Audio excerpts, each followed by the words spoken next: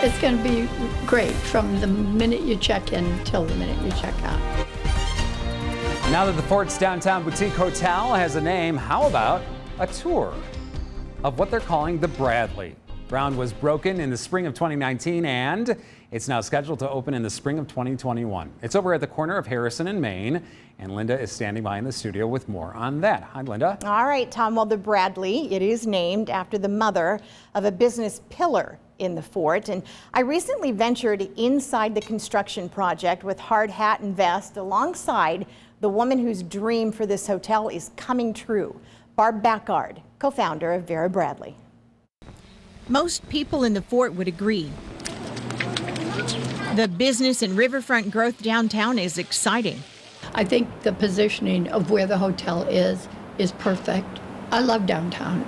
It's the main reason Barbara Bradley Backard wanted to open the hotel she's dreamed of more than 15 years. When my daughters got married, I remember thinking, where am I going to put the guests? By definition, a boutique hotel is typically smaller with upscale design and friendly touches. I think it feels homey, and I think it feels warm. It feels more like a guest house. Given the pandemic, you might think the timing isn't the greatest to open a hotel.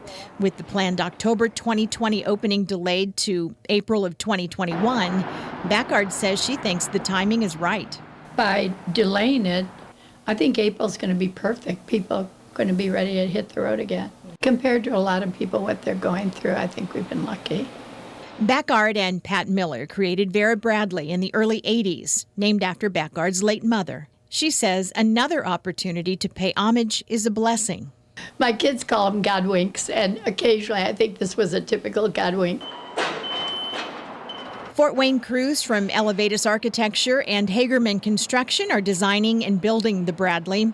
Providence Hotels out of Portland, Oregon will run it. The 5-story hotel will have 124 rooms, decorated, Backard says, for all tastes, offering 9 suites that she says will be named after different Indiana cities. You may stay in the Kokomo Suite or the Indy Suite, or who knows, we're coming up with names like that. So we're keeping it very, very Indiana. If you'll notice, we have plaid in the drapes and then yet a floral on the headboard, different patterns, so it feels cozy and comfy. It's a soft shade of blue. Add to that meeting rooms and a reception area, retail space, along with a restaurant and rooftop bar open to the public. It's going to be really neat. Backard says she thinks when people stay at a hotel, they typically don't have a good reason to remember it. But she says because the Bradley is in Fort Wayne with its wonderful people, it will put the unique in boutique. She wants it to feel like home, as if you stayed at her home.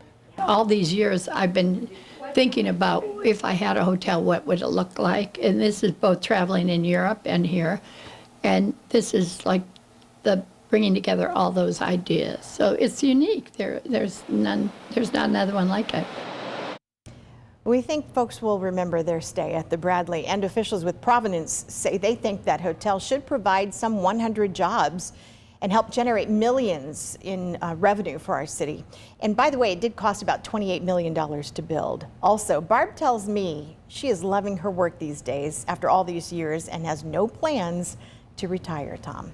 That room is beautiful. Yes, yeah, I agree. Wonderfully decorated.